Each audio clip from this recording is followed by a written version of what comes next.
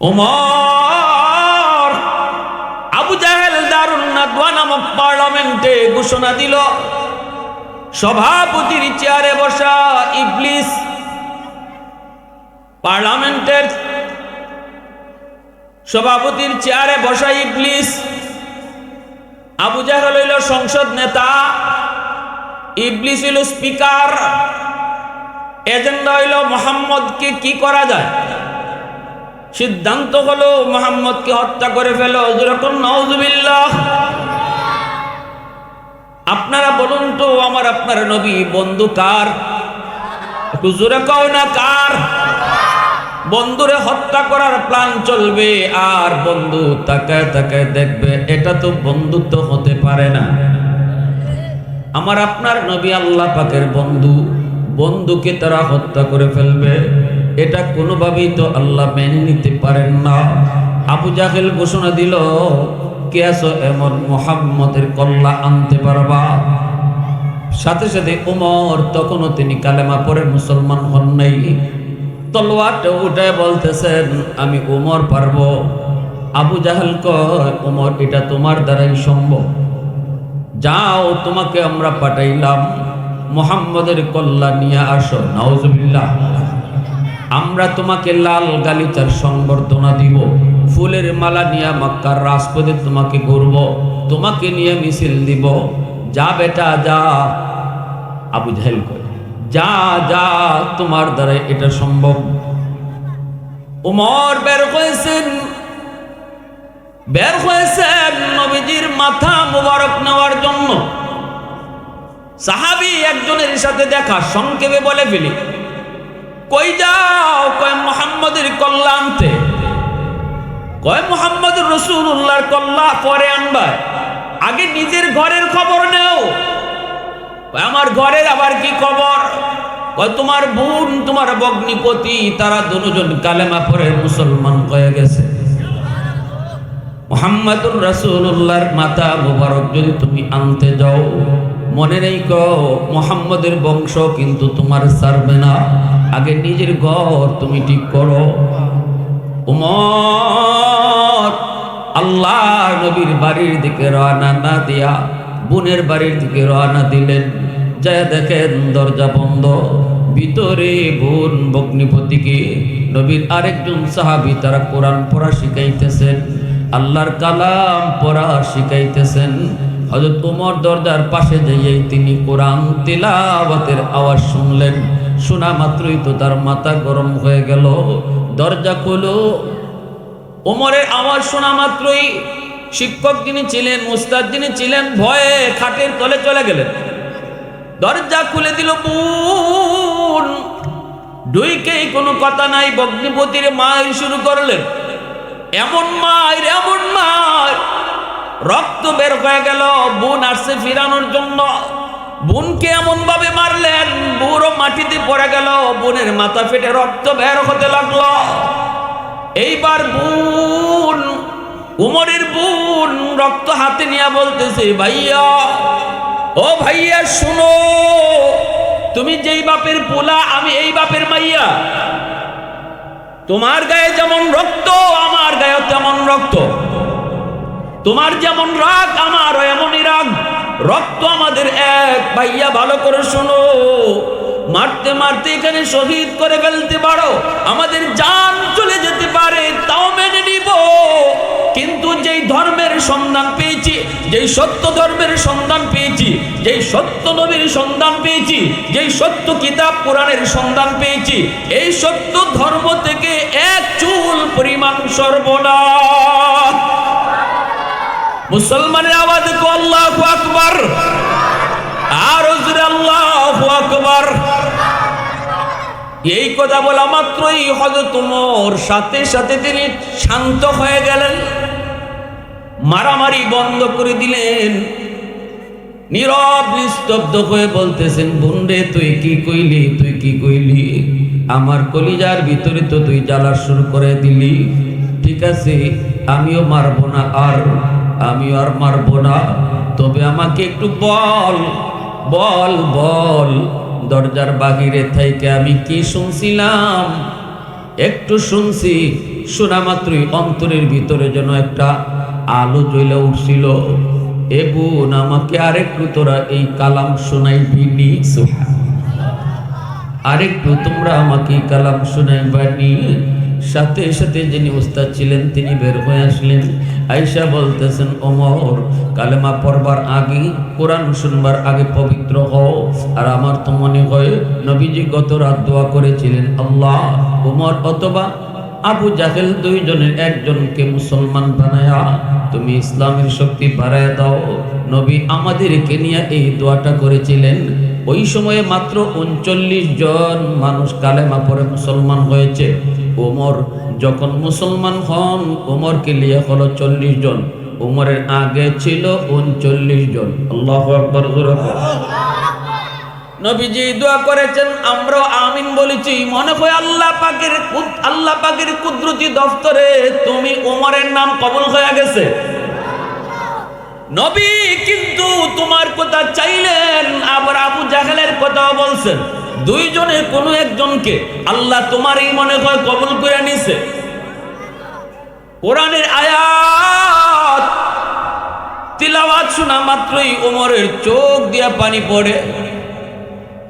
ওমর দেরি না কইরা বলতেছে, তোমরা তাড়াতাড়ি আমাকে নবীর দরবারে নিয়ে যাও। আল্লাহর নবীর দরবারে ওমরকে নিয়ে আসতেছেন। ওমরের হাতে তো খোলা তলোয়ার। সাহাবায়ে কেরাম নবীজির সামনে তারা দাঁড়ানো, সবাই দেখতেছেন ওমর আসতেছে, হাতের তলোয়ার হলো খোলা। সবাই তো ভয়ে অস্থির, সবাই তো জানে ওমর বের হয়েছে মুহাম্মদুর রাসূলুল্লাহর মাথা মোবারক নেওয়ার জন্য আসতেছে অত তলোয়ার নিয়া। কিন্তু আল্লাহর নবী বলতেছেন, সাহাবীরা ওমরকে কেউ বাধা দিও না, ওমরকে আমার পর্যন্ত তোমরা আসতে দাও। ওমরকে বাধা দিও না, ওমরকে আমার পর্যন্ত আসতে দাও। হযরত ওমর নবীজির কাছে আইসা তলোয়ারখানা রাসূলের পায়ে পা মোবারকে রাইখা ডাক দিয়া বলতেছেন, নবী গো, এসেছিলাম আপনার মাথা মোবারক নেওয়ার জন্য, কিন্তু এখন আমি ওমর আমার নিজের মাথা আপনার পায়ের নিচে দিয়া দিছি। আওয়াজ আসতে কেন জোরে করো না সুবহানাল্লাহ। আপনি যা মন চায় তা করেন। নবীজি বুকের সাথে বুক মিলায়া কালেমা পড়ায় দিলেন। সাহাবীরা আল্লাহু আকবার বললেন। আকাশের ফেরেশতারা পর্যন্ত ওমরের কালেমা গ্রহণের তাকবীরের আওয়াজ উঠায় দিছে। কালেমাটা পড়ে হযরত ওমর একজন টাটকা যুবক নবীকে ডাক দিয়া বলতেছেন, ইয়া রাসূলুল্লাহ, এতদিন পর্যন্ত কালেমার দাওয়াত চলেছে গোপনে গোপনে, আর গোপনে গোপনে নয়, এখন থেকে কালেমার দাওয়াত হবে ওপেন। আল্লাহু আকবার। ওগো নবীজি, নামাজ আপনার কোথায় পড়তে মন চায়? রাসূল বলেন, নামাজ তো পড়ি গোপনে, কিন্তু মন তো চায় আল্লাহর ঘর খানায় কাবার সামনে। ওমর বলে, নবী গো, ওমর কালেমা পড়ে মুসলমান হয়েছে। আজকে থেকে নামাজ আর গোপনে গোপনে নয়, আজ থেকে নামাজ আল্লাহর ঘর খানায় কাবার সামনেই হবে। মায়ার নবী, দয়ার নবীকে নিয়ে ওমর খানায় কাবার সামনে নামাজ আদায় করলেন। মক্কার কাফিররা অবাক। ওমর গেছিল মুহাম্মদের মাথা মোবারক নেওয়ার জন্য, এখন তো দেখি মুহাম্মদের দলেই ঢুকলো। এইবার নবীকে নিয়ে নামাজ আদায় করলেন। খানায় কাবার ছায়ায় তিনি পড়লেন নামাজ। রাসূল খুশি হয়ে বলতেন, আনা আনতা ফারিকু বাইনাল হাক্কি ওয়াল বাতিল। ওমর, তুমি হক বাতিলকে তফাৎকারী। এর থেকে হযরত ওমরের উপাধি হয়ে গেল ফারুক আজম। হযরত ওমর বলে, নবী গো, আমার মন চায় মক্কার রাজপথে আমি কালেমার মিছিল করব। নবীজি বলতেছেন, ওমর কও কি? কালেমার মিছিল বলেছি। কোত্থেকে মিছিলটা শুরু করবে, কোন দিকে যাবে? ওমর বলে, নবী গো, কালেমার মিছিল শুরু হবে আপনার কদম মোবারক থেকে, আর লং মার্চ করবে ওই সংসদ, যেই সংসদে আবু জাহেল বসা, আমারে পাঠাইছিল আপনার মাথা মোবারক নেওয়ার জন্য। ওই সংসদের এদিকে কালেমার মিছিল চলবে। আল্লাহ নবী দোয়া করে দিলেন, হযরত ওমর কালেমার মিছিল শুরু করে দিলেন। কালেমার পতাকা উমরের হাতে, মাত্র 40 জন মুসলমান তারা কালেমা পড়ে মুসলমান হয়েছে। ওমর কালেমার মিছিল শুরু করে দিলেন। আবু জাহেল কয়, কিরে বাহিরে আওয়াজ শোনা যায় কেন? এই এই তোমরা কথা বলতেছো কিরে বাবা? তোমরা কথা বললে আওয়াজ শোনা দরকার নেই, তোমরা চলে যাও। এমনিতেই সময় কম, আমার মনোযোগ নষ্ট করো না। আবু জাহেল মিছিলের আওয়াজ শুনে কয়, কিরে বাহিরে হট্টগোল কেন? একটু দেখতো। একজনে উকি দেয়া কয়, উস্তাদ মিছিল। কয় কের মিছিল? কয় কালেমার মিছিল। কও কি কে মিছিল করে? কয় ওমর। আবু জাহেল কয়, মুহাম্মদের কল্লা লইয়া আইছে নাকি? এমনি আবু জাহেলের চালায় কয়, না মুহাম্মদের কল্লা তো আনে নাই, কিন্তু মিছিলের নমুনায় মনে হয় আপনার কল্লাটা নেওয়ার জন্য আসতেছে। এই এটা কি শুরু হইলো বুঝলাম না আমি। হ্যাঁ, মাহফিলে পরিবেশটা একবারে নষ্ট করে ফেলাইছে। এই ড্রোনটাকে চালাইছে।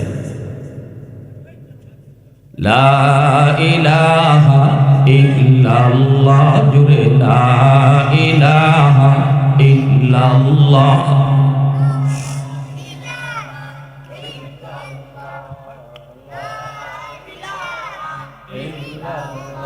লা ইলাহা ইল্লাল্লাহ মুহাম্মাদুর রাসূলুল্লাহ। জোরে সুরে বলি সাল্লাল্লাহু আলাইহি ওয়াসাল্লাম। फारूक तेरा नाम से इस्लाम रहेगा, फारूक तेरा नाम से इस्लाम रहेगा, दुनिया की अदालत में तेरा नाम रहेगा, दुनिया की अदालत में तेरा नाम रहेगा, सिद्दीक तेरा नाम से इस्लाम रहेगा, दुनिया की सदाकत में तेरा नाम रहेगा, उस्मान तेरा नाम से इस्लाम रहेगा, दुनिया की सखावत में तेरा नाम रहेगा, हैदर तेरा नाम से इस्लाम रहेगा, दुनिया की शजाअत में तेरा नाम रहेगा, दुनिया की शजाअत में तेरा नाम रहेगा। मुसलमाনের আওয়াজে কও আল্লাহু আকবার। তাহলে যুবকদের অবদান আছে না নাই? ইসলামের এত প্রচার এত প্রসারের পিছনে মুসলিম যুবকদের অবদান। যুবকরা কখনো তারা অন্যায়ের পক্ষে থাকে না, যুবক সর্বদা ন্যায়ের পক্ষে থাকে, ঠিক কি না? যুবকরা ন্যায় অন্যায় খুব ভালো বুঝে। বাংলাদেশেও তৈরি হয়েছে, জুলুম হইতেছে, সোচ্চার হয়েছে, প্রতিবাদ করেছে বাংলার যুব সমাজ, ঠিক কি না?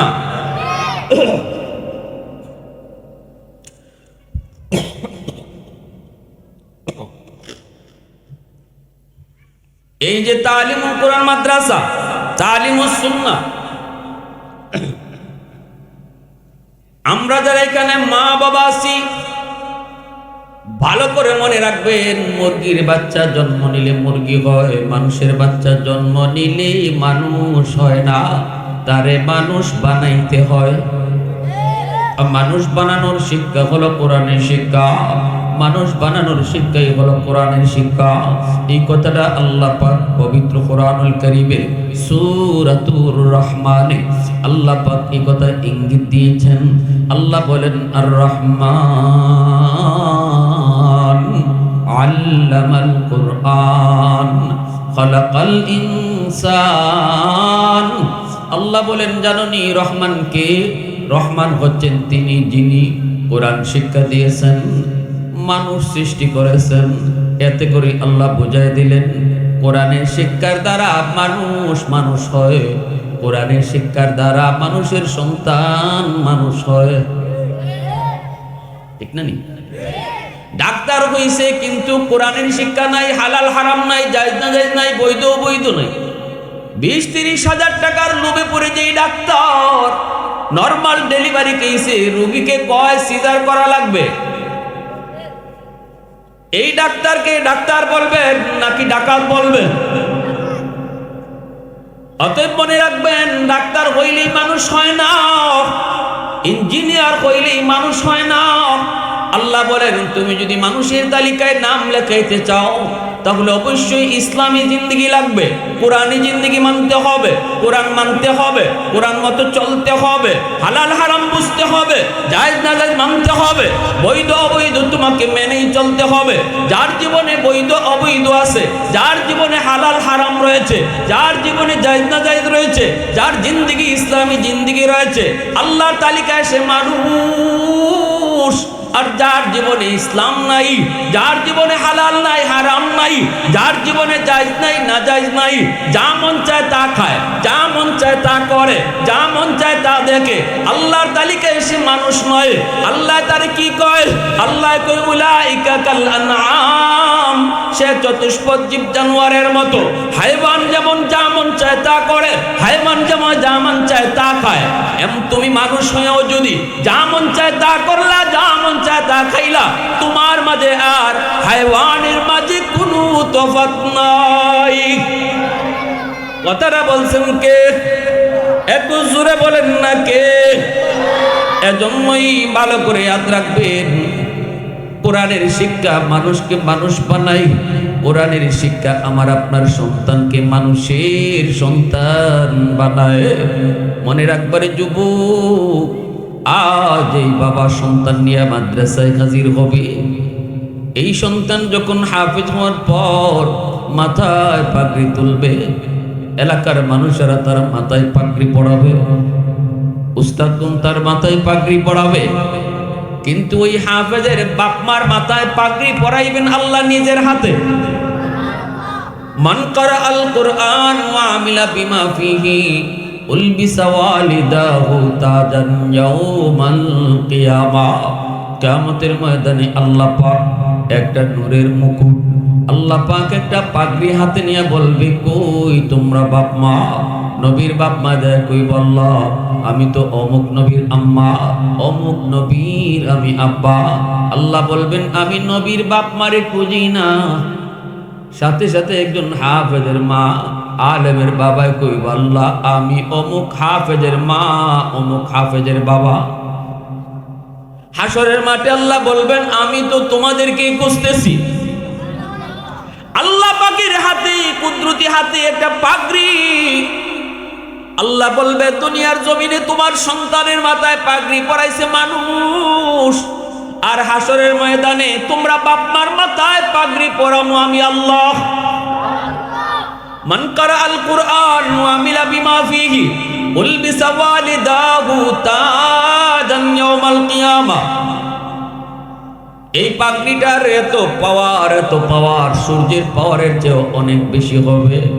এজন্য আল্লাহ পাক বলেন, জানোনি যেই সমাজে মাদ্রাসা থাকে, যেই সমাজে হাফেজ কোরআন থাকে, যেই সমাজে আলেম থাকে, যেই সমাজের মানুষ মাদ্রাসাকে কদর করে, আল্লাহ পাক রব্বুল আলামিন ওই এলাকাটাকে রহমতের চাদর দিয়ে আল্লাহ ঢেকে রাখেন। ওয়া নুনাজ্জিলু মিনাল কুরআন মা হুয়া শিফাউন ওয়া রাহমাতুল লিল মুমিনিন। আল্লাহ পাক বলেন, কোরআন নাজিল করেছি আমি শিফা বানায়া, কোরআন নাজিল করেছি রহমত বানাইয়া। যেই এলাকায় যেই মাদ্রাসা, এই এলাকার জন্য মাদ্রাসা হলো রহমত। যেই এলাকার মাদ্রাসা হলো রহমত। মাদ্রাসার দিকে যারা মায়ের নজর দিবে, এলাকার মানুষ যদি মাদ্রাসার মহব্বত করে, কেন করে? কারণ এই মাদ্রাসায় আমার মাওলার কালাম পড়ানো হয়, আর কোন নেতা নেত্রী আদর্শ পড়ানো হয় না, বিশ্ব নবীর আদর্শ শিখানো হয়। ঠিক না? কোন নেতার আদর্শ নয়, নেত্রীর কোন আদর্শ নয়। পৃথিবীর শ্রেষ্ঠ আদর্শের মূর্ত প্রতীক আমার আপনার নবী। যেই নবীর আদর্শের উপরে কোনো আদর্শ নাই, যেই নবীর চরিত্রের উপরে কোনো সুন্দর চরিত্র নাই, যেই নবীর আখলাকের উপরে কোনো সুন্দর আখলাক নাই, ওই এলাকারে রহমতের চাদর দিয়া ঢেকে রাখবো। যেখানে রহমত থাকবে সেখানে গজব আসবে না। আমি আল্লাহ গজব থেকে এলাকারে হেফাজত করব। তাহলে মাদ্রাসার উসিলায় আল্লাহ পাক আমাদের আযাব গজব থেকে বাঁচায়, মাদ্রাসার উসিলায় আল্লাহ পাক আমাদেরকে রহমত দিয়ে বাঁচায়। এই যে এখনো গাছ থেকে ফুল হয়, ফল হয়, জমিন থেকে ফসল হয়, এখন আল্লাহ আমি চেয়ারম্যানকে চেয়ারম্যানই করার সুযোগ দেয়, আল্লাহ যে আমি মেম্বারকে মেম্বারি করার সুযোগ দেয়, আল্লাহ যে আমি মন্ত্রীকে মন্ত্রীগিরি করার সুযোগ দেয়, আল্লাহ যে আমি ব্যবসায়ীকে ব্যবসা করার সুযোগ দেয়, আল্লাহ যে আমি শিল্পপতিরে শিল্প কারখানা নিয়ে বেঁচে থাকার সুযোগ দেয়, আমি জমিদারকে জমিদারি করার সুযোগ দেয়। আল্লাহ বলে সব কিছুর উসিলা হলো কোরআনের শিক্ষা। কোরআনের শিক্ষা আছে বিদায় আমি আল্লাহ তোমাদেরকে এই সব দিয়ে পালতেছি, খাওয়াইতেছি। এজন্য আমি মেম্বারে নিয়ে যদি বাঁচতে চাই, এলাকার মানুষ আল্লাহ পাকের রহমত নিয়ামত নিয়ে যদি বেঁচে থাকতে চাই, তাহলে আমি বাঁচার তাগিদে মাদ্রাসা টিকায় রাখা লাগবে। কেউ যদি কয় আমি মাদ্রাসা টিকায় রাখছি, ভুল কথা। তুমি লক্ষ টাকা দিয়ে মাদ্রাসায় দান করতে পারো, কিন্তু আমি টিকায় রাখছি বলবা না, বরং বলো মাদ্রাসার উসিলায় আল্লাহ আমাদেরকে টিকায় রাখছে। একজন ছাত্ররে যদি তুমি আমি খাওয়াই লজিং, এই কথা কখনো বলবো না আমি মাদ্রাসার ছাত্রটারে খাওয়াই, বরং তুমি বলো ওই ছাত্রের উসিলায় আল্লাহ আমাদের ঘরের সবাইরে খাওয়ায়। আল্লাহ এই কথাটাই বলছে, তুমি জানো না? আর রাসূল হাদিসে এর ব্যাখ্যা দিয়েছেন, নবীজি হাদিসের ব্যাখ্যা দিয়ে দিয়েছেন সুন্দর করে। ইন্নাল আলিমা ইস্তাগফিরু লাহু মান ফিল আরদ ওয়া মান ফিস সামা হাত্তাল হিতানু ফি জাওফিল মা ওয়া ফি রাওয়ায়াতিন আন-নামলাতু ফি জুহরিহা। আল্লাহর রাসূল বলেন, উম্মতের দল, তোমরা ওই হাফেজের দাম বুঝো না, আলেমের দাম বুঝো না, মাদ্রাসার কদর জানো না, কিন্তু আসমান জমিনের আর যত মাখলুক রয়েছে তারা কিন্তু হাফেজের দাম বুঝে।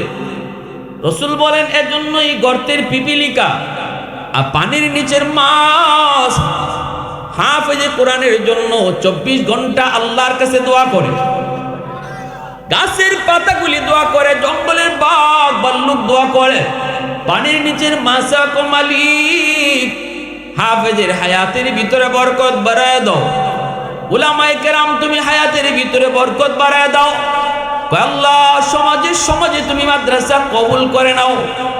যে এলাকায় যেই মাদ্রাসা, এই মাদ্রাসার ব্যাপারে গাছের পাতাটায় আল্লাহ এই এলাকার প্রতিটা সন্তানকে তুমি মাদ্রাসামুখী বানায় দাও। কেন কয়?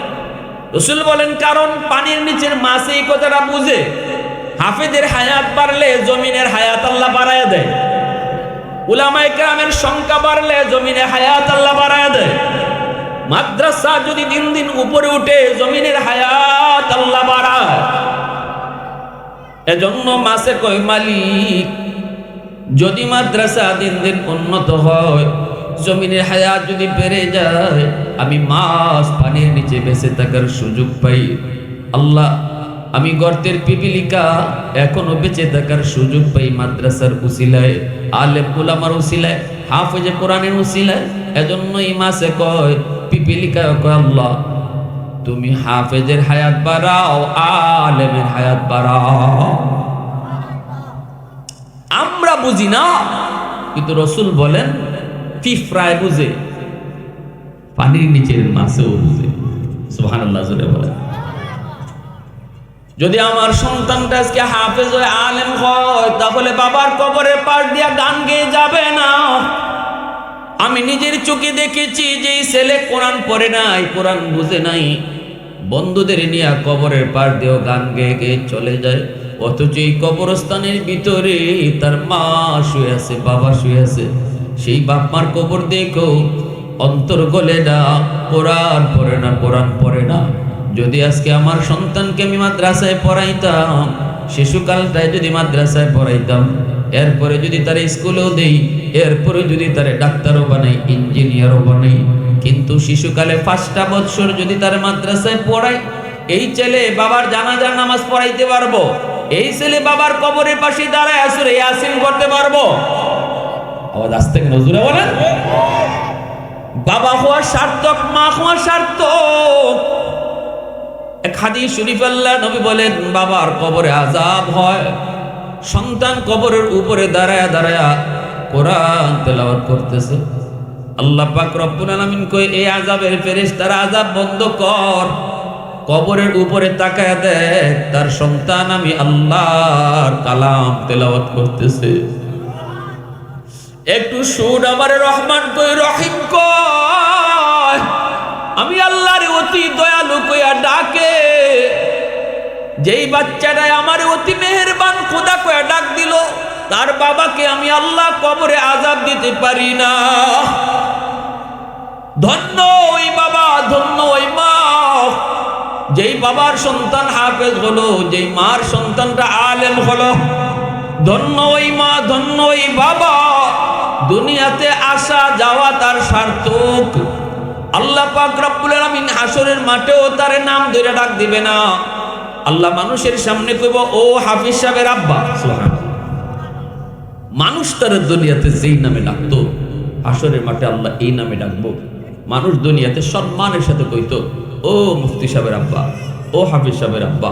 আল্লাহ বলেন, হাসরের মাঠেও আমিও তোমারে আব্দুর রহিম, আব্দুল করিম কইয়া ডাক দিব না, আমিও কইব, ও হাফিজ সাহেবের আব্বা। আরো আস্তে বল সুবহানাল্লাহ। এই সম্মানটা আল্লাহ দিবে। বাইরে সন্তান জন্ম দিয়ে এই সন্তানে আমারে খাওয়াইতো, ফালতো, এই চিন্তা কেন করেন? রিজিকের মালিক কি? জোরে কম। আমরা তো এও দেখেছি, সন্তানকে কোরআন না শেখানোর কারণে, সন্তানকে আখিরাত না জানানোর কারণে বাপ মা সন্তানের হাতে আর খুন হয়, ঠিক কিনা? জোরে কম। আমরা এও দেখেছি, ঐশীর হাতে তার বাপ খুন হয়েছে, মা খুন হয়েছে। এমন হাজারো ঐশী সমাজে আছে। এখন জেলের ভিতরে কোরআন পড়ে লাভ হইব কি? টাইম মতো তো শিখাই নাই। চারা গাছ যখন চারা থাকে তখন পানি দাও, পানি কাজ হবে। গাছ যদি মোটা হয়ে যায় পানি দিয়ে লাভ নাই। কাদা মাটি, কাদা থাকতেই যা খুশি লিখা যায়, মাটি শক্ত হলে লিখা যায় না। আমার আপনার সন্তানের শিশুকালটা কাদা মাটির মতো।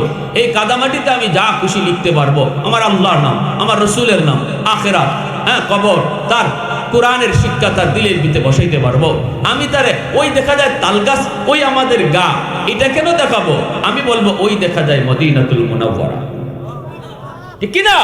আমার সন্তানকে শিখাও, ওই দেখা যায় তাল গাছ না, ওই দেখা যায় খানায় কাবা, ওই দেখা যায় মদিনাতুল মুনাওয়ারা। শিশুকালে সন্তানের দিলে খানায় কাবা ঢুকাও, তাল গাছ না, আগডুম বাগডুম না। শিশুকালে দিলের ভিতরে আর সোনার মদিনা ঢুকাও।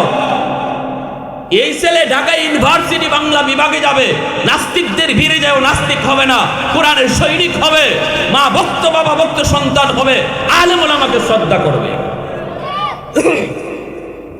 এজন্য বলি, উলামায়ে কেরাম আজকে সাধারণ মুসলমানদের কথা খেয়াল করে মাদ্রাসার নুরানি বিভাগে স্কুলের সমমানের অঙ্ক ইংরেজি রাখছেন। 1 2 3 4 5 আপনার সন্তানকে স্কুলে পড়াতে হবে না, আপনি মাদ্রাসায় পড়াবেন 5টা বছর। সম্পূর্ণ স্কুলের অঙ্ক ইংরেজি রয়েছে, ভালো টিচারও রয়েছে। তারপরে তার হাই স্কুলে ভর্তি করেন। এই 5 বছরে তার দিলের ভিতরে আল্লাহর নাম, রসুলের নাম পাথরে খুদাই করে লিখলে যেভাবে লেখা হয়, এইভাবে ঢুকাইয়া দেওয়া হয়। এই নাম কখনো বুঝবে। এজন্য আমার ভাইরা বন্ধুরা, দ্বীনের নবী, মায়ের নবী, রহমতের নবী, তিনি বলেন, সন্তান যদি দিনদার না হয়, এই সন্তানের কারণে বাবার উপরে আযাব আসে। হাসরের ময়দানে এই সন্তান কইব, মালিক রব্বানা আতিহিম দিফাইনি মিনাল আযাব ওয়ালআনহুম লা'নান কাবীরা। আল্লাহ, আমার মারে ডাকো, আমার বাবারে ডাকো। আমার বাপ মা আমারে এমন জায়গায় পড়াইছে, নামাজ শিখায় নাই, কোরআন শিখায় নাই, হালাল হারাম চিনায় নাই, যার কারণে আজকে আমি বেনামাজি হইছি। যার কারণে আজকে আমি সুদ কুরইছি, ঘুষ কুরইছি। টাকা কেমনে কামাই করতে হয় এটাই শুধু চিনছি, কিন্তু কোনটা হালাল কোনটা হারাম আমাকে শিখায় নাই, বুঝায় নাই। এজন্য আমি দায়ী না, আমার বাপ মা দায়ী। আমার মারে আনো, বাবারে আনো, আর সন্তান কই বললা আমাকে জাহান্নামে তুমি যেই পরিমাণ শাস্তি দিবা, আমার মাকে বাবাকে ডাবল শাস্তি দাও। কিয়ামতের ময়দানে বহু মা বহু বাবা সন্তানের মামলায় আল্লাহর আদালতে আসামি হয়ে যাবে। বহু মা বহু বাবা সন্তানের মামলায় কাঠ করায় দাঁড়ায় দাঁড়ায় শুধু শুধু কাঁদবে। এই মামলাটা কিন্তু দুশ্মনে করে নাই, মা বাবার বিরুদ্ধে মামলা করেছে সন্তানের। যেই কলিজার টুকরা সন্তানের জন্য তুমি রাতকে দিন বানাইছো, নিজের সমস্ত শখ তুমি কুরবানি দিয়েছো। ঈদের দিনে তুমি সিরা লঙ্গি পইরা যেই সন্তানের নতুন কাপড় কিনে দিছো, ওই সন্তানে কিয়ামতের ময়দানে মাকে আসামি বানাবে, বাবারে আসামি বানায় কাঠ করে দাঁড় করে রাখবে। একটাই কারণ, যদি তারে আল্লাহর পরিচয় তুমি ভালো করে না শিখাও। এজন্য আমার ভাইরা বলতেছিলাম ভালো করে শুনবেন, যেই সমস্ত মা বাবা আজকে কবরে শায়িত, মুর্দেগানের উদ্দেশ্যে দোয়া। আমার রাসূল বলেন 5টা আমল যদি তোমরা করো তাহলে কবরে শুয়া শুয়া তোমাদের খেদমত তোমাদের মুর্দেগান পাইতে থাকবে। কয়টা আমল জুড়ে বলেন, কয়টা? মাদ্রাসাত পড়লে তো আপনার সন্তান আমল জানবো, মাদ্রাসাত পড়লে তো শিখবো মুর্দেগানের জন্য কেমনে পাঠাইতে হয়, কি পাঠাইতে হয়। 1 নাম্বার রাসূল বলেন আসসালাতু লাহুমা, বেশি বেশি বাপ মার জন্য তুমি দোয়া করো, যেই দোয়াটা আল্লাহ কোরআনে শিখাইছেন। আমার সাথে আপনারাও পড়েন, রব্বির হামহুমা কামা রব্বায়ানি সগীরা। এই দোয়াটা শিখাইছেন কে? আওয়াজ দিয়া, আরো আওয়াজ দিয়া। যিনি দোয়া শিখাইছেন ইনি তো দোয়া কবুল করবেন। যিনি কবুল করবেন ইনি যদি দোয়া শিখায় দেয় তাহলে বোঝা গেল এইভাবে দোয়া করলে 100% কবুল। ফ্যাক্টরির মালিক চাকরি দিবে, একজনকে যদি মালিকে নিজেই দরখাস্ত লিখে দেয় যে আমার কাছে কেমনে চাকরির দরখাস্ত দিতে হয় আমি তোমার শিখিয়ে দিই, তাহলে বোঝা গেল 1000 না 10,000 আসলেও আর কের চাকরি হোক না হোক এর চাকরি হইব 100%। কথা কম। আল্লাহ বলতেছেন বান্দা তোমরা যারা বাপ মার জন্য আমি আল্লাহর কাছে দোয়া করবা, মন গড়া দোয়া করো না, কেমনে আমার কাছে দোয়া করতে হয় আমি আল্লাহ তোমার শিখিয়ে দেই। এই কথা কই আল্লাহ কয় এইভাবে দোয়া করো, তাহলে বোঝা গেল এইভাবে করলে তো আল্লাহ কবুল করবই। কথাটা বুঝে আসছে? আমার ভাইরা বন্ধুরা যুবক, এজন্যই রাসূল বলেন 1 নাম্বার হলো বাপ মার জন্য দোয়া, 2 নাম্বার হলো বাপ মার জন্য তুমি দান সদকা করো। ওয়াল ইস্তিগফারু লাহুমা, মা বাবার জন্য তুমি দান সদকা যদি করো, এই দান সদকা করা মাত্রই তোমার মা বাবার কবরে আল্লাহ খেদমত পৌঁছায় দিবে। সুবহানাল্লাহ। জুনাইদ বাগদাদি ঘুমায় রইছেন, স্বপ্নে দেখেন একজন মানুষ জাহান্নামী চেহারার ওনার সামনে এসে হাজির হয়েছে। জুনাইদ বাগদাদি বলতেছেন কে গো তুমি কে, এইভাবে তুমি কেন? কয় হুজুর আমি আপনার এলাকার একজন মানুষ, আজকে অনেক দিন হয় আমি মারা গেছি, কবরে আসা মাত্রই আমার আযাব শুরু হয়েছে কবরে। আল্লাহর কাছে কত কান্দি কিন্তু আযাব আল্লাহ বন্ধ করে না। আল্লাহ আমারে জানাই দিছে বান্দা শুন, দুনিয়াতে একটা মেয়ে সন্তান রেখে এসেছো, কিন্তু মেয়েটারে তুমি দিন শিখাও নাই, পর্দা পুশিদা শিখাও নাই, কোরআন তুমি তারে শিখাও নাই। আজ যদি তোর মেয়েটারে তুই দিন শিখাইতি, আর মেয়েটাই যদি আমি আল্লাহর কাছে তোর জন্য দান সদকা করতো, হাত উঠাইতো, ওই মেয়ের তোর ওই মেয়েটার দোয়ার উসিলায় আমি আল্লাহ কবরের আযাব মাফ করে দিতাম। হুজুর হুজুর আমি আপনার কাছে এসেছি এই উপকারটা করার জন্য, যদি একটু আমার মেয়েটাকে এই কথাটা আপনি শোনান, আর আমার মেয়েটা যদি আমার নামে কোনো সদকা করে, আল্লাহ বলছে আমার কবরের আযাব আল্লাহ মাফ করে দিবেন। ঘুম থেকে উঠে জুনাইদ বাগদাদি মেয়েটার সন্ধানে বের হলেন। স্বপ্নে যুগে তিনি দেখছেন এই এলাকার একজন মানুষ, যেই মানুষটা এলাকারই ছিল, মেয়েটার সঙ্গে ঠিকানা লইয়া তিনি বের হয়েছেন। এলাকার মানুষেরা কয়, হুজুর এই মেয়ের কাছে আপনি যাইন না, মেয়েটার চরিত্র ভালো না, এই মেয়েটা অনেক খারাপ, অনেক খারাপ, অনেক যুবকের চরিত্র নষ্ট করেছে, আপনি এই মেয়েটার কাছে যাবেন না। আল্লাহর ওলি বলেন, আমার যাওয়াই লাগবে, আমার একটা খবর তার কাছে পৌঁছানো লাগবে।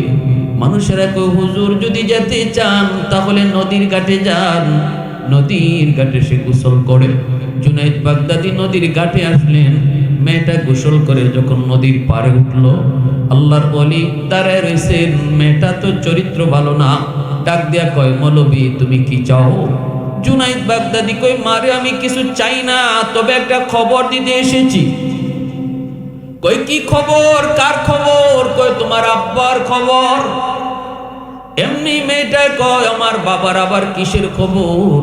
আমার বাপ তো বহু আগেই কবরে চলে গেছে, বাপ তো কবরে পৌঁছে গইলে মনে হয় শেষ, এই বাবার আবার কিসের খবর? বাবার আবার কিসের খবর? জুনাইদ বাগদাদি কয়, মা স্বপ্ন যুগে আমি আল্লাহ তাকে আমারে দেখাই দিছে, স্বপ্নে সে আমার সাথে দেখা করেছে, কবর জগতে সে বড় আযাবের মধ্যে রয়েছে, আগুনে পুড়তেছে, সাপের কামড় খায়, চেহারাটা কয়লার মতো হয়ে গেছে আগুনে পুইরা, দেখলে বড় ভয় লাগে।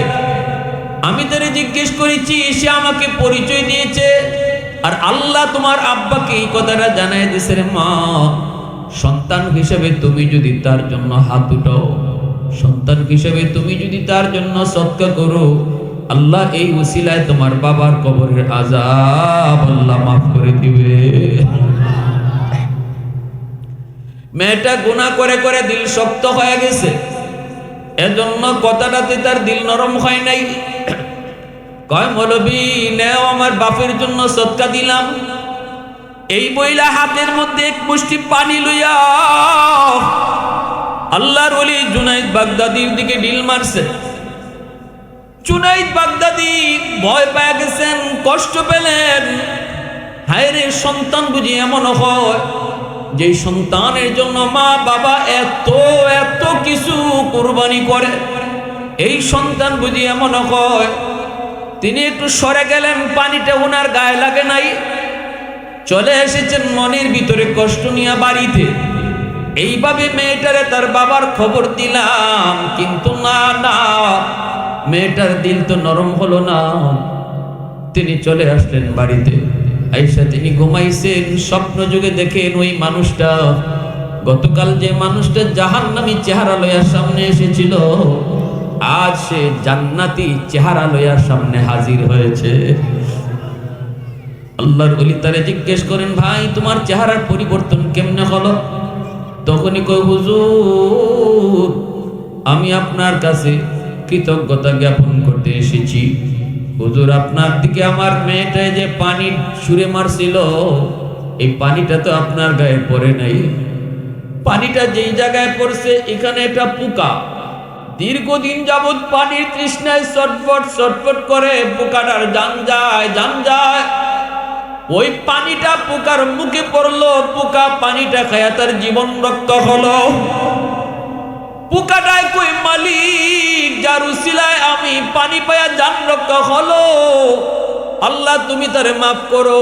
সাথে সাথে আল্লাহ আমার কবরের আযাব আল্লাহ মাফ করে দিয়েছে। मैं तालिब मौला हूँ मेरे इश्क़ निराला, मैं तालिब मौला हूँ मेरे इश्क़ निराला, है जुमला जहाँ जिनके तजल्ली से उजाला, मदरुद जहाँ गैर खुदा यार नदारन, जुज़ियात खुदा ही चिदिगुर कार नदारन, जुज़ियात खुदा ही चिदिगुर कार नदारन। তাহলে বাপ মার নামে দান করলে, মুর্দে গানের নামে যদি দান সদকা করা হয়, আল্লাহ রসুল বলে সাথে সাথে মুর্দার কবরে তোমার খেদমত আল্লাহ পৌঁছে দেয়। রসুল বলছেন 5টা আমলের কথা, 2টা আমল গেল। আচ্ছা, 2টা আমল, একটা আমল হলো দোয়া করা, 2 নম্বর আমল হলো তাদের জন্য দান সদকা করা, 3 নম্বর আমল হলো ইনফাজু আহদিহিমা মিন বাদিহিমা। নবীজি বলেন, শুনো, তোমার মা তোমার বাবার যত ঋণ আছে, যদি মানুষের কাছে তোমার বাপ মার কাছে যদি কেউ কোনো পাওনা থাকে, তুমি সন্তান পাওনা পরিশোধ করো। যখনই বাবার পাওনা পরিশোধ করবা, সাথে সাথে তোমার বাবার কবরে তোমার খেদমত পৌঁছাই দিবে কে? আওয়াজ দিয়ে বলেন, কে? মানুষের কোনো হক যদি নষ্ট করে থাকে তোমার বাবা তোমার মা, তুমি সন্তান হইয়া সেই হক ফিরাই দিও। নবীজি বলেন, যখনই তোমার বাবা কারো হক নষ্ট করছে, মনে করেন আমাদের সমাজে এমন কিছু লোক আছে, প্রভাবশালী শক্তিশালী গোষ্ঠী, বড় ক্ষমতা বেশি, পাশের মানুষটা দুর্বল, রাতের আধারে হোক আর প্রকাশ্যে হোক, শিম ঠেল্লা 1-2 হাত হয়ে আইছে ভিতরে, আসেনি না? এমন হয়তো এই যে 1-2 হাত জায়গা আনছো, এই 1-2 হাত জায়গা আইনা তুমি কবরে লইয়া গেছো না ফুলারে দিয়া গেছো? ফুলারে দিয়া গেছো, সাথে কবরে লইয়া যাও নাই। বুক করতেছে 1-2 হাত জায়গা ফুলায়, আর তুমি পিঠা খাইতেছো আর আগুনে জ্বলতেছো তুমি কবরে, ঠিক না? নি আল্লাহ রসুল বলেন, যদি বাবার কবরের আগুন তুমি নিবাইতে চাও সন্তান হইয়া, তাড়াতাড়ি এই 2 হাত জায়গা ফেরত দাও। এই 2-3 হাত জায়গা ফেরত না দিয়া তুমি বাবার মরণের পরে যদি 10টা-20টা গরু জবাই করে জিয়াফত করো, এলাকার সব মানুষে খাওয়াও, তবুও বাপের কবরের আগুন নিবে। কষ্ট হয়েছে আপনাদের? হ্যাঁ, আমাদের সমাজে এমন আবার কিছু ভাই আছে, বাপ মরার পরে বোনের হক দেয় না, এমন আসেনি না? নাই? বড় ভাই একটু সালা কইলে ছোট ভাইরে ঠগায়, আরেক ভাই বিদেশ, এক ভাই দেশ, বিদেশ থেকে টাকা পাঠাইছে, দেশের ভাইয়ে নিজের গাঁটটি মোটা করছে। এখন এই সব কিছু, যত যা কিছু তুমি আরেক ভাইয়ের হক হোক, প্রতিবেশীর হক হোক, বোনের হক হোক, তুমি যেগুলো আত্মসাৎ করছো, এই কারণে আজকে তোমার কবরে আগুন জ্বলছে। তুমি সন্তান যদি চাও বাবার কবরে কিছু পাঠাইতে, আল্লাহ রসুল কয়, আগে যাদের হক নষ্ট করছে ফেরত দাও। আগে কি করো? এরপরে গরু জব করো। আগে ফেরত দাও, এরপরে গরু জব করে মানুষে খাওয়াও। আমাদের সমাজে সব চলছে উল্টা, নিজের মন গড়া, ঠিক না? নি মন গড়া চলছে। আল্লাহ রসুল বলেন, এটা করো। যদি দেখো তোমার ফুফুদের হক নষ্ট করেছে তোমার বাবা আজকে দুনিয়ায় নাই, ফুফুরে ডাকো, ফুফাতো ভাই বোনকে ডাকো, ডাইকা তাদের হক তুমি বুঝাই দাও। রসুল বলেন, তুমি আদর্শ বাবার আদর্শ সন্তান, তোমার বাবা ভুল করে গেছে, তুমি ভুল করো নাই, তুমি এটা ফেরত দেওয়ার কারণে বাবার কবরের আগুন আল্লাহ দিবাই দিবে। আসেন এইরকম সন্তান? অনেক সন্তান আছে, কয় বাপে আগুনে ফুরুক আর মরুক আর জ্বলুক, আমার কি হয়েছে, ঠিক না? নি এই ধরনের কথা যে সন্তানে কয়, এই সন্তানের জন্য আগুনে ফুটতেছো তুমি বাবা, এটা জানি না বুঝছো যে আমার সন্তান হয়তো মরণের পরে আমার হক ফিরাই দিত না, মানুষের হক ফিরাই দিত না, এটা বুঝছো তুমি হকটা ফিরাই দিয়া গেলা না। এই বাবা বুদ্ধিমান না বোকা? জোরে বলেন, বুদ্ধিমান না বোকা? বুক করবো আরেকজনে, আর পিঠা খাইবো আগে, ঠিক না? নিবে সুদকুর যারা সুদ খায়, সুদের ব্যবসা করে যারা ঘর বানায়, এই ঘর বানানোর পরে সুদকুর কি পুরা গল লইয়া থাকে না এক রুমও থাকে? আরো 5টা রুম আছে না? ওই রুমের মধ্যে থাকতেছে তার ভাই, তার বোন, তার আত্মীয় স্বজন। কিন্তু আল্লাহ পাক হাসরের মাঠে কইব যে 5টা রুমের হিসাব তুই একা দিবে, এরা যারা থাকছে আরো 4 রুমে ফাও থাকছে। ঘর বানাইলাম আমি সুদের টাকা দিয়া, হারাম টাকা দিয়া, থাকলাম এক রুমে, হিসাব দিব 5 রুমের। এটা জানার পরেও হারাম টাকায় যে ঘর বানায়, এ বুদ্ধিমান না বোকা? হারাম টাকা ঘরে ঢুকাইয়া ভাত রান্না করছো, 1 ফাতিল চাউল এই ফাতিল ভরা ভাত হে একাই খায় না 10 জনে খায়? হিসাব নিব আল্লাহ তার কাছ থেকে। একা খাইলো কয়জনে? 10 জনে খাইলো, 10 জনে হিসাব দিব সে একা। এটা বুঝার পরেও জানার পরেও যে হারাম টাকা দিয়া বিবি বাচ্চা বউ বাচ্চা ভাই বেড়াদের ফালতেছো, এ বুদ্ধিমান না বোকা? আওয়াজ আসতে কেন জোরে বলেন? এর থেকে সোজা বাংলা ওয়াদার আছে, সহজ কথা। এজন্য আল্লাহ রসুল বলছেন, শোনো, মুর্দেগানের উদ্দেশ্যে যারা ওয়াজ করাইতে চাও কি কি করবা মুর্দার লাগি শোনো। 1 নাম্বার দোয়া, 2 নাম্বার দান সদকা, 3 নাম্বার তাদের কোনো ফাওনা থাকলে, মানুষের কোনো ফাওনা তাদের কাছে থাকলে, বাপ মা যদি কারো হক নষ্ট করে থাকে হকটা ফিরিয়ে দেওয়া। 4 নম্বরে রসুল বলেন সিলাতুর রাহমিল্লাতি লা তুসালু ইল্লা বিহিমা। 4 নম্বরে রসুল বলেন যদি মা বাবার আত্মীয় স্বজন দুনিয়াতে জীবিত থাকে তাদের খোঁজ খবর তুমি নিতে থাকো। বাবা দুনিয়ায় নাই কিন্তু বাবার রক্তের মানুষ রয়েছে। বাবার রক্তের মানুষ হলো চাচা, বাবার রক্তের মানুষ হলো ফুফু, বাবার রক্তের মানুষ হলো দাদা, বাবার রক্তের মানুষ হলো চাচাতো ভাই বোন, ফুফাতো ভাই বোন। নবীজি বলেন যখনই তুমি বাবার রক্তের কোনো মানুষকে সাহায্য করবা অথবা ফোন দিয়া কইবা চাচা আপনি কেমন আছেন, রসুল বলেন যেন বাবার কবরে তুমি ফোন লাগাইছো। আজকে আমাদের সমাজে কিছু মানুষ নিজে যদি ধনী হয়ে যায়, শিল্পপতি হয়ে যায়, তাহলে রক্তের মানুষের কথা ভুলে যায়, আপন জন্য চিনেই না। গরিব যদি হয় চাচাতো ভাই পরিচয় দিতে চায় না। কিছু কথা মনে কইলিতেছি হিট দিয়া, কত আপনার কষ্ট হইতেছে। আমি তো আল্লাহ রসুলের হাদিস শুনাইতেছি, মন করা কথা না, রসুল যে হাদিসটা কইছেন হাদিসটা শুনাইতেছি। আজকে উদ্দেশ্য আপনাদের মুর্দেগানের স্মরণে, কবরবাসীদের স্মরণে। নবীজি বলেন বাবার কবরে যদি কিছু পাঠাইতে চাও বাবার রক্তের মানুষের খোঁজ খবর নাও। যখনই তুমি বাবার রক্তের মানুষটার খবর নিবা অথবা তারে ফোন দিয়া কইবা চাচা আপনি কেমন আছেন, দাদা আপনি কেমন আছেন, ফুফু আপনি কেমন আছেন, ফুফাতো ভাই বোনের খবর নিয়ে কইবা কি রে তোরা কেমন আছো। রসুল বলেন যেন বাবার কবরে তুমি ফোন লাগাইছো, বিপদে পড়ছে ফুফু সাহায্য করছো, যেন বাবার কবরে তুমি সাহায্যটা পাঠাইয়া দিছো। আল্লাহ রসুল বলেন মা দুনিয়াতে নাই কিন্তু মার রক্তের মানুষ কারা কারা আছে খোঁজ খবর নাও। মার রক্তের মানুষ হলো মামা, মার রক্তের মানুষ হলো খালা, মার রক্তের মানুষ হলো নানা নানি, মামাতো ভাই বোন, খালাতো ভাই বোন। তোমাকে আল্লাহ সম্পদের মালিক বানাইছে, সামর্থ্য অনুযায়ী তুমি খালার খবর নেও, মামার খবর নেও, নানা নানির খবর তুমি নেও, তাদেরকে ফোন দিয়ে জিগাও অথবা বিপদে পড়লে সাহায্য করো, ঈদের দিনে তাদের জন্য কিছু পাঠাও। রসুল কয় যখনই তুমি মার রক্তের মানুষের কাছে কিছু পাঠাইছো যেন মার কবরে তুমি পাঠায় দিছো। আল্লাহ রসুল কি ওয়াজটা করছেন, কি যা দামি ওয়াজ। এরপরে রসুল বলেন 5 নম্বর আমল ইকরামু সাদিকিহিমা মিন বাদিহিমা।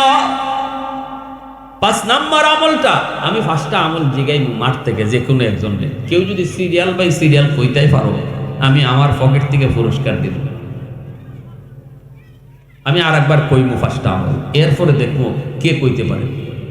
5 নম্বর আমলটার কথা রসুল বলেন বাবার বন্ধু বান্ধব কারা কারা দুনিয়া আছে খবর নেও। বাবার বন্ধু যারা আছে তাদেরকে যদি বাবার মতো শ্রদ্ধা করো তাহলে বাবার কবরে আল্লাহ তোমার খেদমত পৌঁছায় দিবে। বাবার বয়সের মানুষকে বাবার মতো শ্রদ্ধা কইরো, বাবার বয়সের মানুষের সাথে বেয়াদবি করিস না যুবক, তাহলে বাবা কবরে শুয়ে কষ্ট পায়। আর বাবার বয়সের মানুষকে যদি তুমি বাবার মতো সম্মান করো, রসুল বলেন তোমার খেদমত, এই খেদমতটা আল্লাহ তোমার বাবার কবরে পৌঁছায় দিবে। মা দুনিয়াতে নাই কিন্তু মার বান্ধবী কারা কারা আছে তুমি খবর নেও। মা যাদের সাথে চলতো তাদেরকে পাইলে পরে মার মতো তুমি শ্রদ্ধা করো, তাদের সম্মান করো, তাহলে মার কবরে আল্লাহ তোমার খেদমত পৌঁছে দিবে। এজন্যই তো আল্লাহর নবী রহমতের নবী একদিন আম্মাদান আয়েশা সিদ্দিকা রাদিয়াল্লাহু তাআলা আনহাকে নিয়া রসুল খাইতে বসছেন।